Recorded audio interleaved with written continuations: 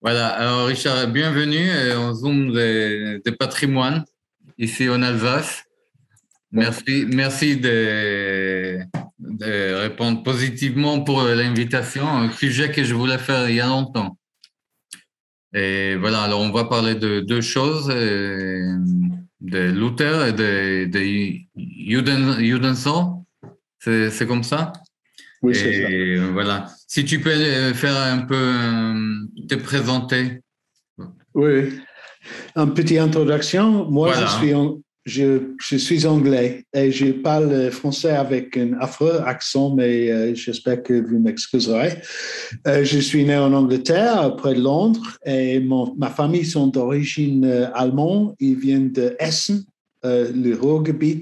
Et le nom de famille, mon père était né Anthony Adolf Hirschland. Mais à cause d'Adolf Hitler, il n'utilise pas jamais Adolf et n'utilise pas Hirschland. Mon grand-père a changé le nom à Harvey, très anglais, très britannique. Et moi, je suis professeur des études juives d'histoire ici à Londres. Et j'ai fait des recherches spécialement sur l'antisémitisme et l'histoire de la théologie aussi. Et je suis marié avec une femme, deux enfants et 3 petits-enfants. Ah. Alors, avant qu'on commence peut-être de discuter, moi je te demandais juste avant, depuis quand tu es entré dans le sujet de Judenzoll et oui. pourquoi? La première fois que j'étais à Wittenberg, j'étais avec une conférence des chrétiens, des catholiques et des protestants et aussi des juifs au sujet de célébrer le 500e anniversaire de Martin Luther. Et quand j'ai vu cette affreuse, horrible sculpture de Judenzoll, j'étais très frappé, très émeute, je dis. Et pour moi, c'était terrible. Et j'ai dit immédiatement, il faut le reloquer, il faut le to remove it. Il faut enlever la sculpture. Ouais. Et j'ai fait un petit livre sur le sujet, Luther et les Juifs. Et c'est ici. Et j'ai aussi fait une pétition pour le reloquer. Et maintenant, c'est pas mon débat public, c'est un homme juif à Berlin, oui. Du synagogue là, qui fait un processus dans les cours de justice en allemand. Oui. Ça vient à la 3e cour, le Supreme Court d'allemand. Et si ça n'a pas réussi, il faut à la Cour de Human Rights à Strasbourg. D'accord. Ou peut-être les Nations Unies. Et c'est depuis quand, en fait? On attend à cause de Covid, mais le dernier processus, c'était 2020, et on a perdu ce processus. Et j'ai des diapositives sur ce sujet, parce que c'est un ami de moi, Michael Dullmann, qui fait le processus en allemand. Mais moi, j'ai des amis qui travaillent avec les United Nations, les Nations Unies, oui. dans le département de préserver des héritages et la préservation des héritages complexes et avec maintes interprétations positives et négatives. Et il m'a dit que c'est vrai, il faut le faire plus qu'on a déjà fait. Et j'expliquerai ça dans la lecture. OK. Alors, je propose, et comme toujours, on garde 15 minutes à la fin pour réaction, demandes et des questions. Et voilà. Alors, je sais qu'on a beaucoup de choses à discuter et tu as beaucoup de travail. Et voilà, on va commencer. On garde des moments à la fin pour les discussions. Pour les questions. Voilà. OK, bien sûr. OK, merci bien, monsieur. On y va. Et de nouveau, j'exprime mes regrets pour mon afro-français, mais j'essaierai de vous communiquer des choses qui sont très importantes pour moi. Ah, merci. Donc, le sujet, c'est Luther et les Juifs, et spécialement le Judensau, qui est le sculpture sur l'Église. Mm-hmm. Et si on n'est pas très familier avec Luther, il faut savoir qu'il était né à la fin du XVe siècle. La Réformation était déjà commencée et il est devenu moine augustinien en 505 parce qu'il a une expérience très formative pour lui d'être sauvé dans une queue de tonnerre, un thunderstorm. Il est allé à Wittenberg où il était professeur, mais en 1517, il a écrit les 95 thèses pour demander la fin des indulgences du pape et des autres choses. Et le pape lui a excommunié le 21 et il s'est marié avec Catherine de Bombora.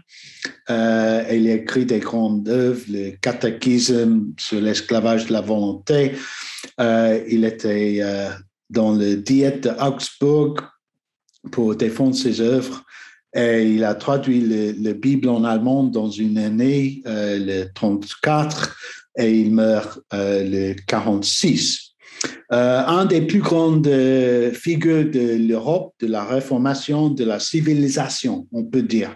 Une grande maître de théologie, de culture, de politique, beaucoup de choses. Mais il a écrit beaucoup au sujet des Juifs.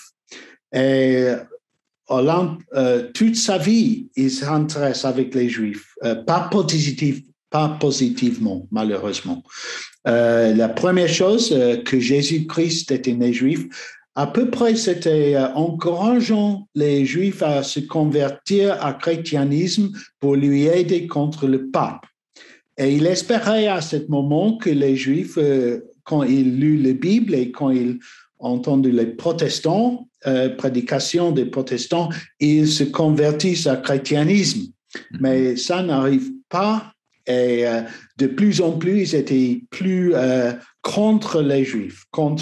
Il écrit contre eux dans les œuvres contre le sabbatarien, oui. Et dans les grandes œuvres antisémites sur les Juifs et le mensonge. Et après ça, von Shem Hamforash, sur le nom pas prononcé, ineffable de Shem, Hashem, Dieu, on disait. Oui. Mm-hmm. Et après ça, ces derniers mots, ces dernières œuvres, les dernières paroles de David, et jusqu'à le point de son mort, il a écrit des sermons et des lettres contre les Juifs à 46. Vous êtes avec moi? Une petite question par rapport à tous les livres qu'il a écrits. Est-ce qu'en fait, être antisémite à l'époque, ça servait comme un acte ou un outil politique? Non, c'est pas beaucoup politique, c'est lui qui exprime l'antisémitisme dans un contexte politique. Mais lui, son antisémitisme vient d'Augustin. D'accord. Et contre les Juifs d'Augustin, de Jean Chrysostome, des pères de l'Église. Mais aussi, il a un procès politique contre les Juifs, et j'expliquerai ça dans un moment, sur les Juifs et le mensonge. Il a un programme politique pour avancer anti-judaïsme, antisémitisme. Très bonne question, oui. Je continue? Ça marche. Oui. Donc, la plus grande œuvre sur les Juifs et le mensonge contre les Juifs pour avoir rejeté Jésus. Et ça, c'est la première chose qui concerne Luther. Pourquoi les Juifs n'ont pas reçu Jésus? Et donc, il est contre les rabbins et les œuvres, particulièrement le Talmud. Et donc, il fait le agenda politique. Les Juifs devraient être expulsés d'Allemagne, le livre détruit, la synagogue incendiée, etc. Et ça, c'est Luther qui ajoute son colère en extraordinairement pour avancer ce programme politique. Et bien sûr, c'était réimprimé par les nazis. En effet, Hitler était un peu jaloux et il a commencé à les réimprimer les œuvres de Luther, dont il a cessé parce qu'il était jaloux que les gens, les Allemands lisaient Luther plus que Hitler. Mais originellement, il a imprimé. Et dans les instructions de Luther, dans cet livre sur les Juifs et le mensonge, à les autorités civiles, à les pasteurs chrétiens aussi. Pour les autorités civiles, incendier la synagogue, détruire la maison, confisquer le livre et le Talmud, prohiber, on dit, empêcher les rabbins à enseigner, abolir le sauvepassage pour des Juifs, empêcher le money lending, usury à des Juifs, et le travail manuel était forcé sur eux. Et ça, c'est le plan politique. Les plans pour les pasteurs étaient la même chose à peu près. Et aussi d'empêcher les Juifs à prononcer le nom de Dieu publiquement. Mais si on connaît les Juifs, on dit nous ne prononçons pas, on dit Hachem, on dit l'Éternel, mais pas jamais le nom de Dieu. Et pour lui, le nom de Dieu, c'était lequel? C'était le Shem Hameforash, c'était vraiment le tétragrammaton, Yod-Heh-Vav-Heh. D'accord. Et sur ça, mais il était ignorant parce qu'il était mal informé par les sources qu'il avait. Malheureusement, c'était des sources des Juifs qui sont convertis au chrétianisme. Et il n'a pas su déjà lui-même des Juifs personnels. Et dans son prochaine œuvre, après le Juif et le mensonge, c'était sur le nom ineffable. C'est quoi en français? Pas de prononciation. Oui. Et sur le lignage du Christ, de Jésus. Et il disait à ce moment, il n'était pas intéressé à débattre avec ou à essayer de convertir les Juifs. Il a écrit ce livre pour avertir ceux qui risquent de devenir Juifs. Il avait peur que des protestants deviennent sabbatariens qui veulent célébrer le Shabbat et non le dimanche. Et le traité de cette œuvre, c'est saturé d'images fécales et de références au diable. Et c'est affreux à lire. Et tout cela, il était est lié aux Juifs. Les Juifs sont les enfants du diable. Ils s'adorent le diable est le Dieu. Et l'interprétation biblique juive, ça veut dire le midrash. Oui. C'est un mot que je ne sais pas traduire en français. Je ne sais pas si vous comprenez ça. Ça veut dire qu'il était très populaire à l'époque. Oui, très populaire parce qu'il est un des producteurs de plus grands de printed material, des matériels imprimés. Et Luther a été très bon à promouvoir ses idées et à imprimer et tous les livres qu'il a. Oui, c'est vraiment un homme d'affaires pour l'imprimeur. D'accord. Oui. Et donc, il écrit dans le Shem HaMeforash, où devient le nom de Dieu? Comment les Juifs ont trouvé le nom de Dieu, le tétragrammaton? Oui. Et il dit, eh bien, je ne sais pas exactement d'où ils l'ont eu, mais je peux deviner. Ici, à Wittenberg, sur notre église paroissiale, il y a une truie taillée dans la pierre. Sous elle, de jeunes porcelets des Juifs têtes, Derrière la truie se tient un rabbin qui soulève la jambe droite et de la truie et avec sa main gauche, il tire son arrière sur lui. Il se penche et regarde très attentivement sur ses fesses le Talmud à l'intérieur, comme s'il voulait lire et voir quelque chose de difficile et de spécial. C'est probablement de là qu'ils ont obtenu le Shem Hamforash. Et tu lis le signe là, le Shem Hamforash, au-dessus de le cochon. Oui. Ici, à Wittenberg, on peut voir, c'est ça. Cela qui signale certainement l'endroit où se trouve le Shem Hamforash. Et il disait aussi car auparavant, il y avait beaucoup de Juifs dans ces régions. Cela est prouvé par les noms des villes et des villages, mais aussi de citoyens et de paysans qui sont encore en hébreu aujourd'hui. Ainsi, un homme instruit et honorable qui était un ennemi des mensonges immondes des Juifs s'est fait faire une telle image. Ainsi, même aujourd'hui, parmi les Allemands, il est dit, pour le dire grossièrement, de celui qui a une grande sagesse sans raison. Où a-t-il lu ça? De l'arrière d'une truie. C'est affreux les insultes que Luther pose ici. Et maintenant, il disait, la façon dont les choses se présentent avec les Juifs est la suivante. Ils blasphèment et calomnient quotidiennement notre Seigneur Jésus-Christ. Puisqu'ils font cela et que nous le savons, nous ne devrions pas le tolérer. Car si je tolère au milieu de moi quelqu'un qui calomnie, blasphème et maudit mon Seigneur Jésus-Christ, alors je me rends participant au péché d'un autre. Mais si j'ai déjà assez de péchés à moi, alors tous les seigneurs ne doivent pas les tolérer, mais les chasser. Si cependant ils se convertissent, renoncent à l'usure et reçoivent Christ, alors nous les considérons volontiers comme nos frères. C'est pas très bon, oui. Et ça, c'est mon English understatement. C'est terrible son point de vue ici. Et on peut summariser ce point de vue par trois prémices.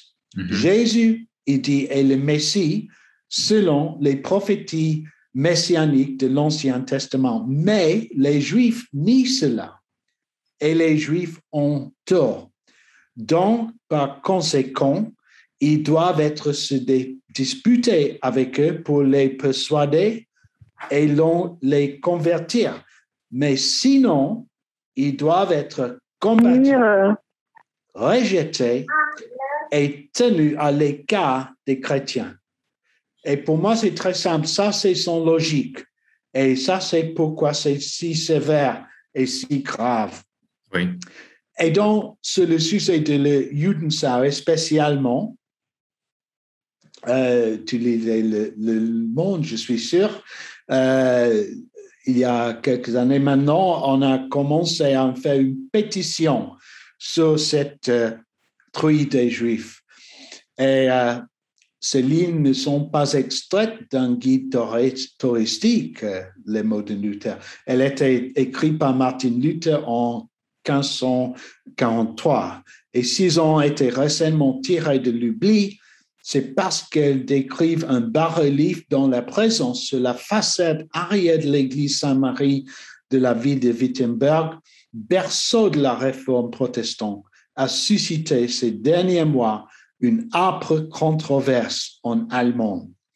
Et pour moi, comme anglais, je ne suis pas allemand, c'était très intéressant pour moi d'être là parce que tout le monde discute ce sujet, l'anniversaire de Luther, mais rien disait quelque chose de pratique. Et j'ai annoncé une pétition, retirer ou reloquer le Wittenberg Judenschau, avec la description dans toutes les langues, français, allemand, hébreu, anglais spécialement. Et j'ai dit, il est grand temps d'enlever cette statue et de la remplacer par autre chose qui honore davantage le Dieu d'Israël, témoigne plus de respect envers le peuple juif et rend la dignité due à un lieu de culte chrétien, au lieu de conserver une sculpture déplacée, obscène et antisémite qui insulte, offense, diffame, blasphème et contamine.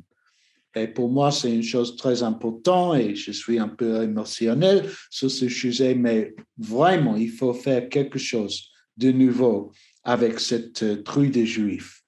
Et j'ai écrit la pétition et je l'ai envoyée à le pasteur de l'église, Johannes Bloch. C'est un très bon ami de moi et j'ai un très bon respect pour lui. Mais j'ai présenté cette pétition avec 10 000 de signatures, on dit, écriture, qui a signé la pétition. 10 000 à ce moment dans l'histoire. Et oui, c'est la même chose ici. Et la signature, est-ce que tu sais qui a signé, quel type de personne a Oui, signé? tout le monde a signé sur l'Internet et c'est toujours possible de le signer, mais à mon avis, la pétition a commencé quelque chose de plus important, le processus légal. Est-ce que c'était beaucoup de Juifs qui a signé ou de non-Juifs? Oui, beaucoup de Juifs, mais en effet, 10 000, ce n'est pas un très grand nombre. Oui. Et pour réussir avec une pétition, il faut avoir 300 000 à peu près. Pour faire quelque chose en Angleterre, il faut avoir 300 000 signatures. Mais aussi, j'expliquerai, la majorité des Allemands et aussi la majorité des Juifs en Allemagne ne veulent pas faire rien. Ils veulent faire rien parce qu'ils ont peur de l'antisémitisme. Et ils ne veulent pas dire aux chrétiens, voici comment il faut que vous faites votre affaire. They don't want to, ils ne veulent pas dire, il faut faire ça parce qu'ils ne veulent pas que les chrétiens disent à les Juifs, il faut faire ça aussi. Mais à mon avis, c'est un problème histoire ici, parce que le Judensaal, j'explique, dans à l'église à Wittenberg, ils ont placé une plaque pour expliquer le Judensaal qui est là. Le Wittenberg Judensaal continue d'enfoncer comme un portrait puissant et vif de discours de haine et de l'antisémitisme.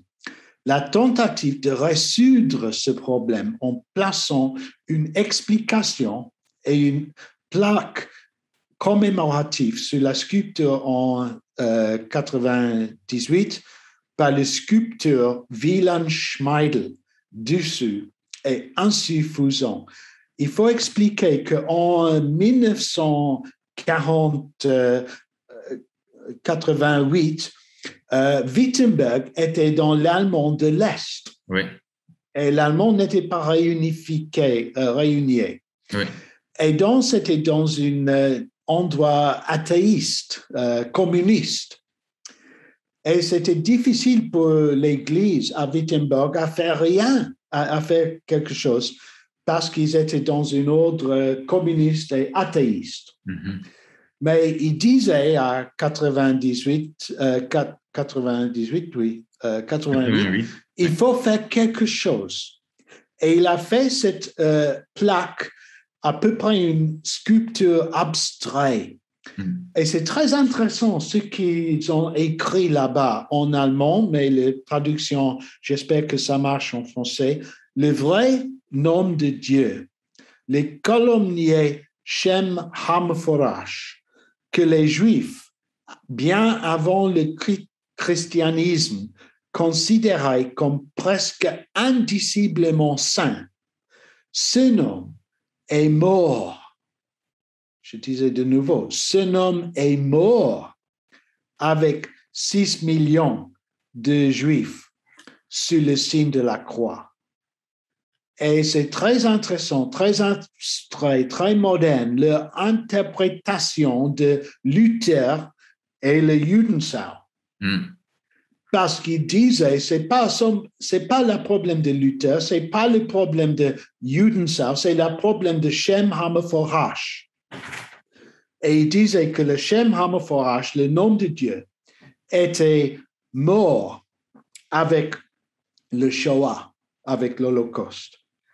Et ça, c'est ce qu'on dit en anglais, the death of God theology, la théologie du mort de Dieu.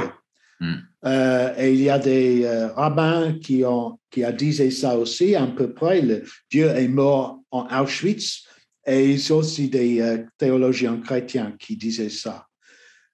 Et moi, j'exprime que oui, c'est très important à considérer cette chose, mais ça, c'est pas le problème de Judensaat. C'est le problème de l'antisémitisme de Shoah.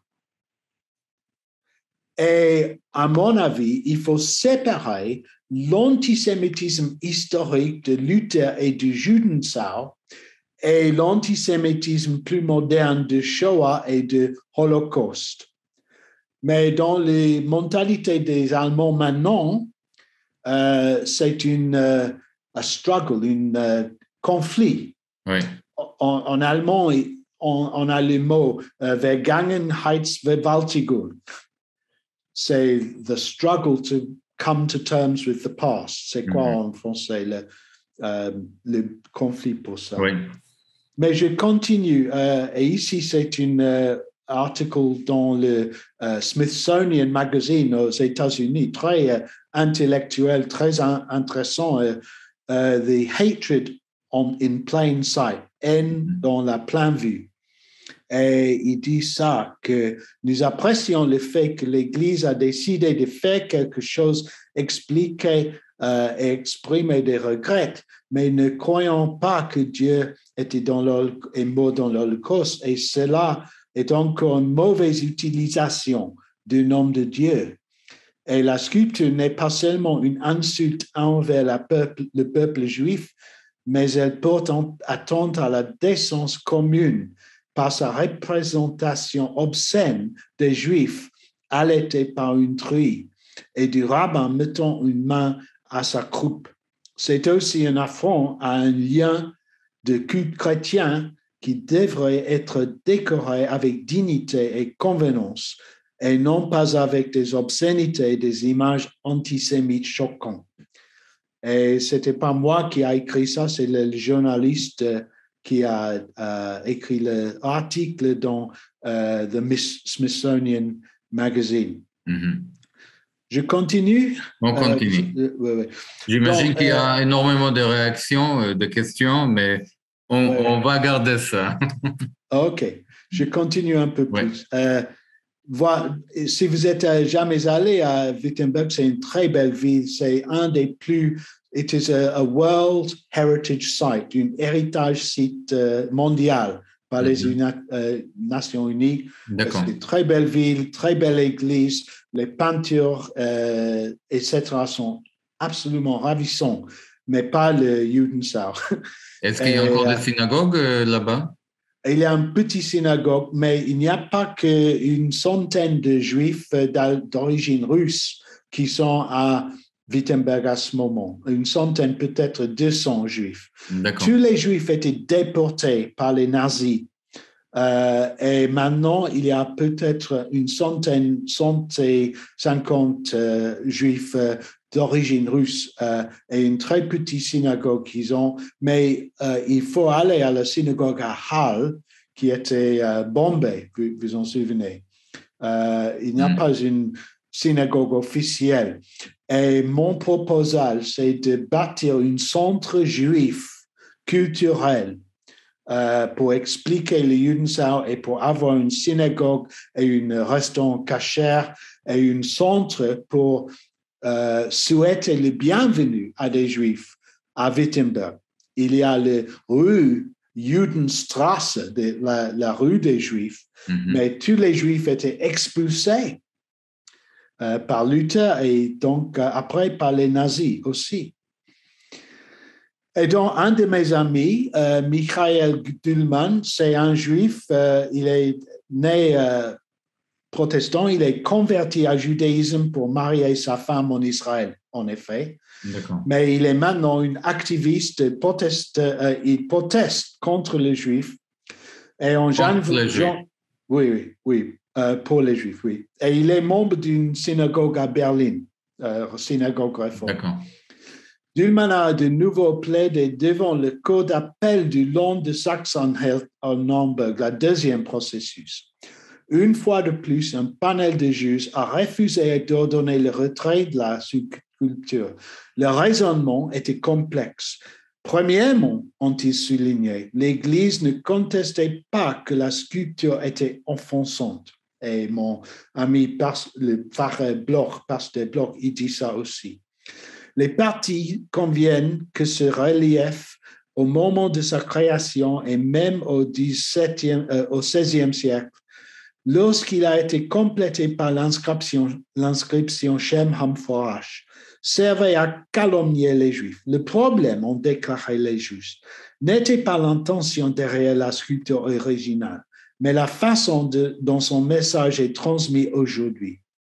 Les juges ont résumé l'argument de Dumont en phase concise. Une insulte reste une insulte, même si vous ajoutez les commentaires autour d'elle. Mais ils n'ont pas donné la permission à le reloquer.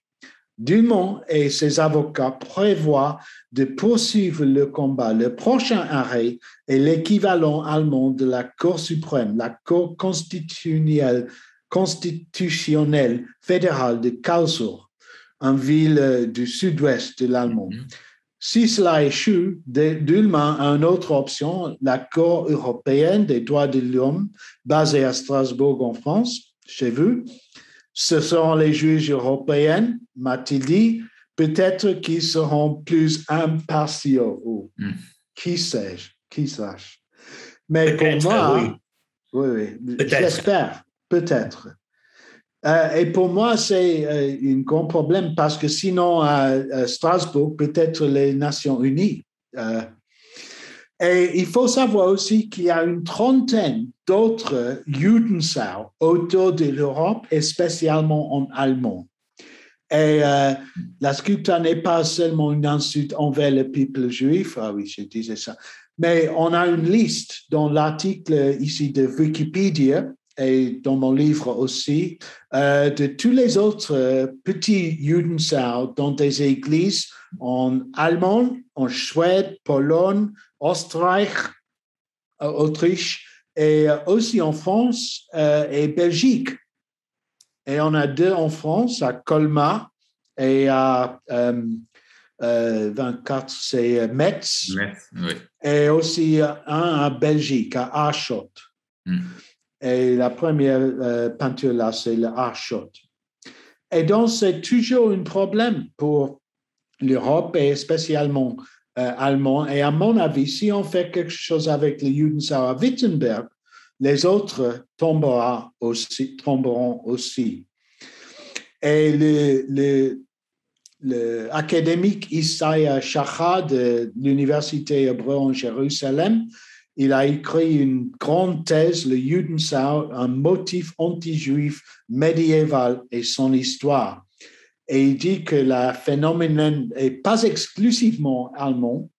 Dans les manifestations concrètes, principalement dans les lieux de culte, comprenait parfois des représentations de diffamation sanglante comme scène secondaire.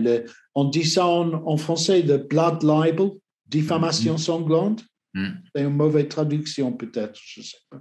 Les Juifs et les cochons constituent une catégorie d'êtres abominables, et les Juifs sont la progéniture de la truie et se tournent vers leur mère pour la bonne nourriture, et non seulement manger du porc, mais aussi avoir les relations sexuelles avec lui.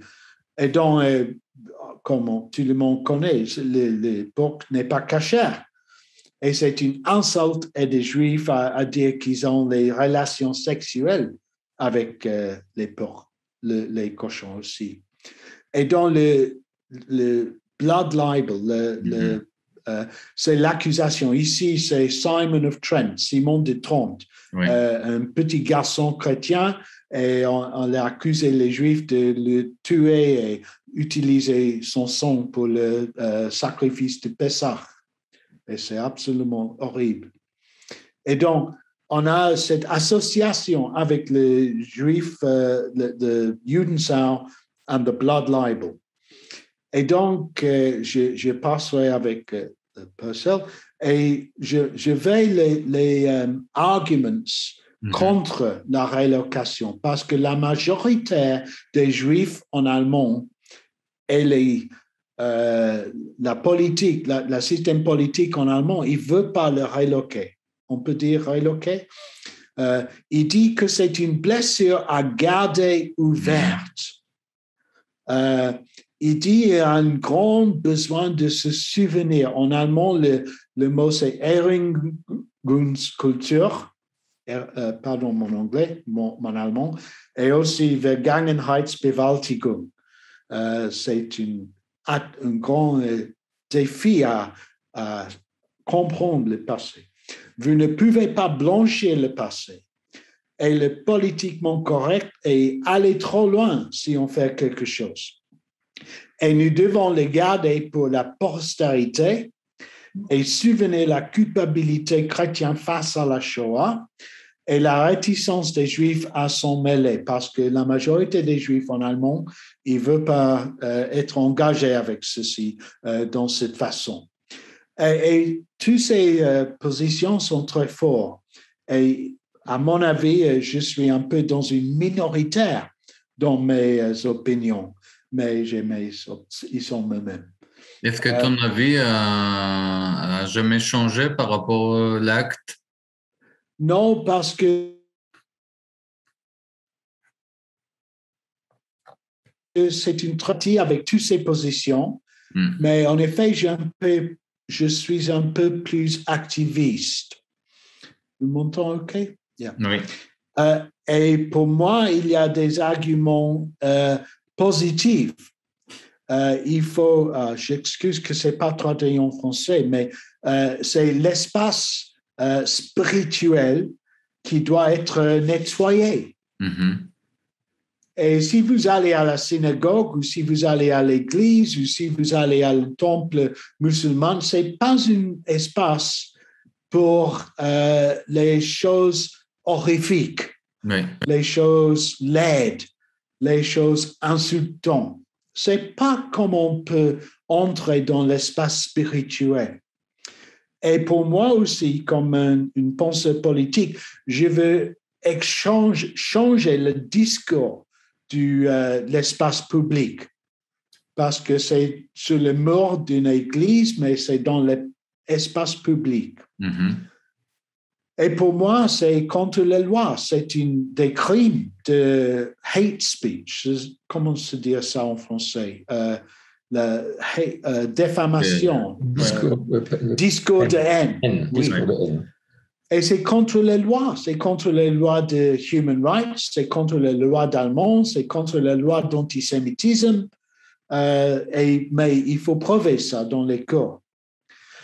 Et pour moi aussi, ça va être une bonne chose pour la réconciliation entre les Juifs et les Allemands, spécialement. Et c'est évident que les chrétiens ont vraiment veulent faire quelque chose pour changer cette situation.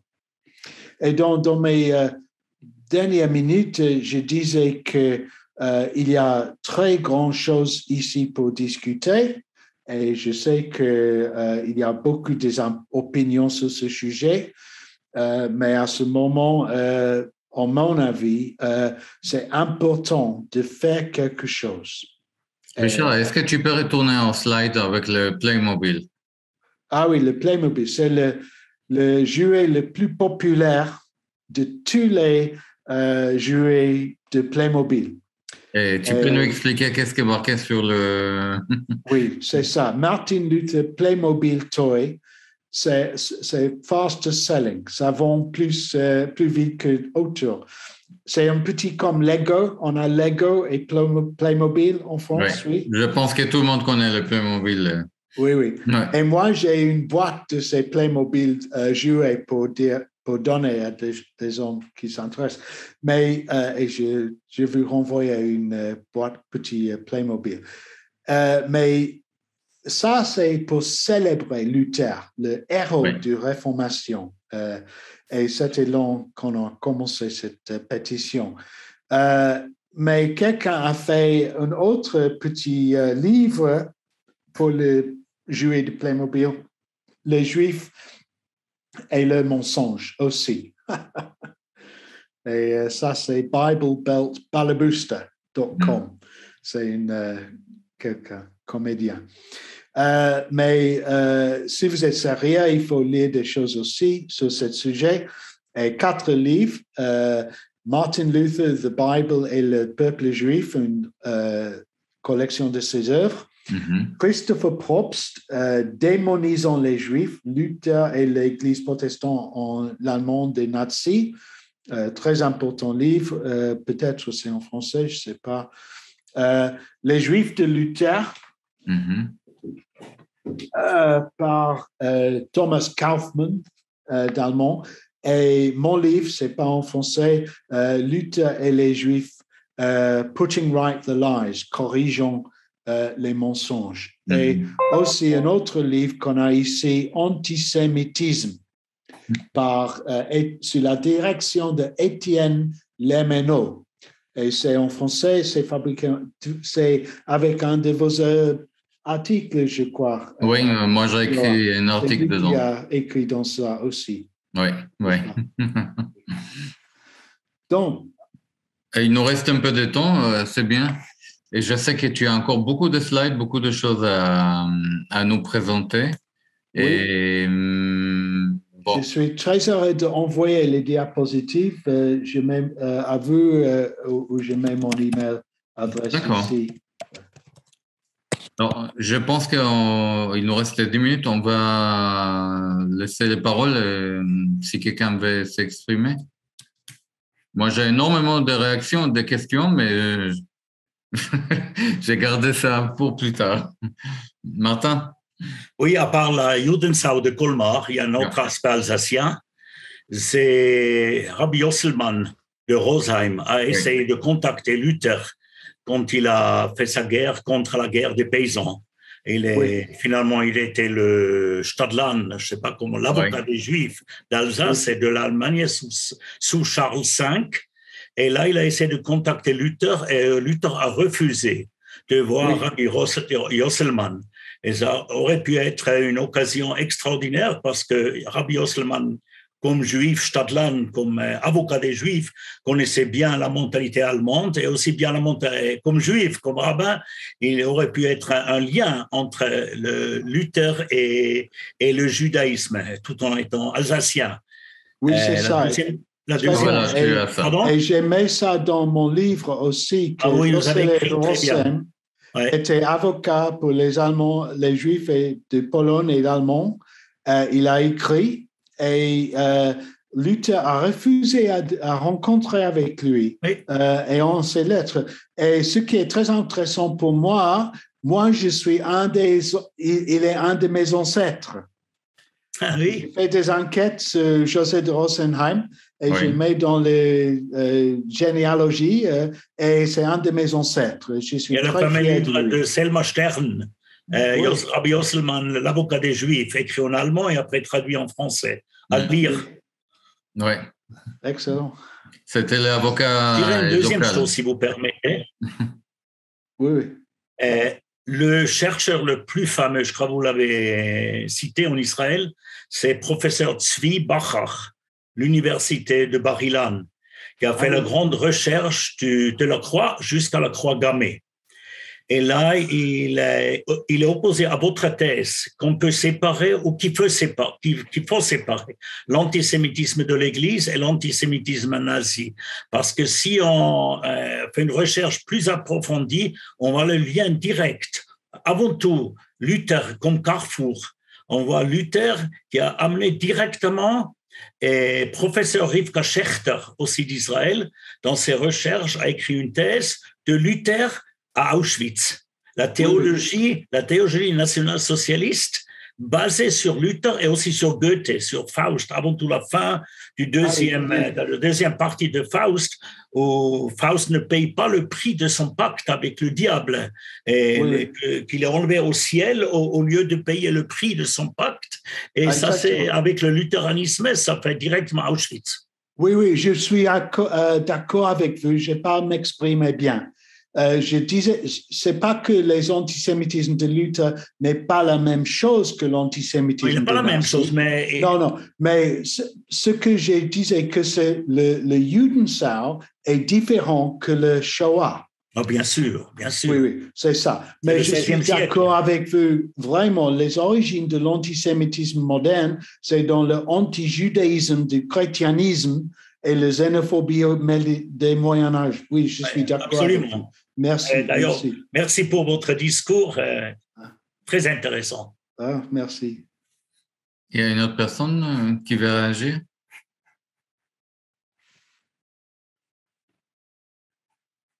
Myriam, tu voulais parler avant au début? Tu m'as fait un signe? Non, parce que je pense que Harvey a bien expliqué, c'est clair, c'est très, très, très clair tout ce qu'il a dit. Et il représente exactement l'atmosphère de l'époque. C'est ouais. Merci beaucoup, Richard. So thank you so much. Oh, merci. It was extremely clear and very well done. Thank you. Merci bien. Et bon à vous rencontrer à Londres aussi. Alors, on est où aujourd'hui avec le jugement, on peut dire? Tu as dit que c'est le 3e, non? On est au niveau 3e tribunal, c'est ça? Oui, le 3e, on attend le 3e tribunal. À cause du Covid, ce n'est pas arrivé.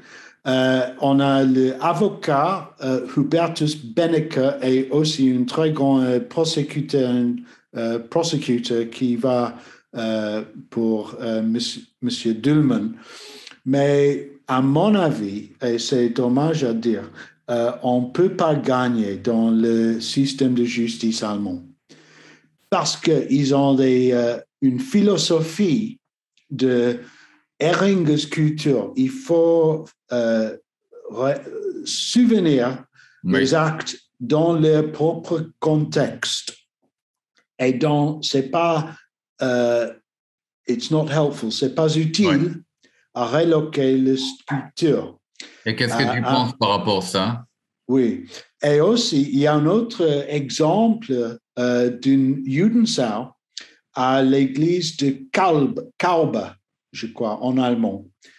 Et pour renouveler le façade de cette église, ils ont they took away all the statues. Ils ont enlevé les sculptures. Ils ont élevé toutes les sculptures, inclus le Judenschau.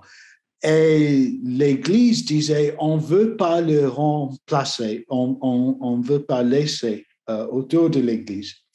Mais les autorités allemandes, ils disaient, non, c'est un monument public, il faut le remettre dans son location originale. Et pour moi, c'est bizarre. Non, c'est la politique européenne, en fait. En France, c'est la même chose.